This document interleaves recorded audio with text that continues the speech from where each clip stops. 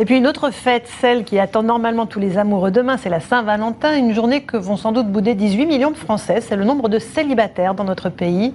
Ils sont 2 fois plus nombreux qu'il y a 40 ans, un phénomène qui n'a pas échappé aux entreprises qui proposent de plus en plus de services originaux pour que ces célibatants se rencontrent. C'est l'enquête du 20h. Elle est signée Guillaume Hennet, Jean-Yves May et Bastien Delporte.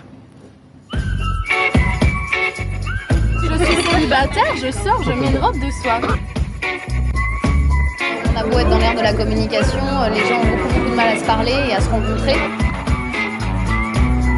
Tu as mis ton numéro quand même, Oui, pour qu'il te repère. Oui. Bon, c'est le principal, tout va se passer dans le meilleur des mondes. On va voir. Prenez 23 célibataires et donnez-leur rendez-vous pour un cours de cuisine. J'ai loupé du coup là, faut faire quoi? Le citron?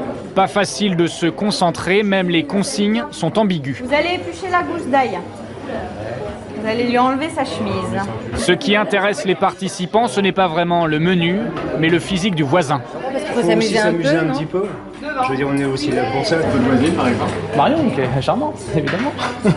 Les célibataires sont partout en France. Il y en aurait 18 millions selon l'INSEE, 2 fois plus qu'il y a 40 ans. Un énorme marché. C'est un marché qui est très très porteur, puisqu'en effet les célibataires ont du temps libre, du pouvoir d'achat, et puis une vraie attente envers justement des choses qui sont tendances et qui évoluent. Alexis dirige un site d'achat groupé pour célibataires. Ce soir-là, il a réservé 26 places dans un resto-bus, une balade nocturne dans Paris. Là, l'objectif, c'est pas forcément de choper, mais si on peut choper dans des conditions agréables, ma foi, pourquoi pas. Pour 29 €, les célibataires ont droit au foie gras et au vin, mais aucune garantie de repartir accompagnés.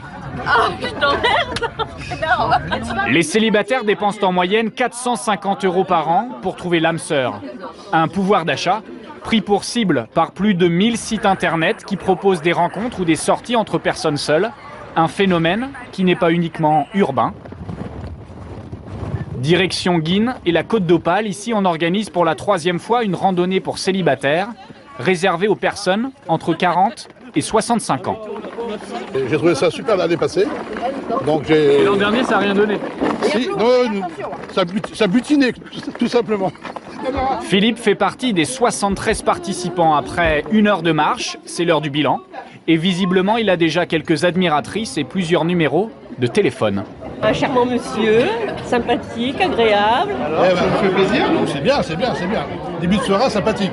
Je pense que c'est bien parti. On veut que ça dure. Pour 25 €, Philippe a eu le droit ce jour-là à une randonnée, un dîner et une rencontre en ces temps de crise.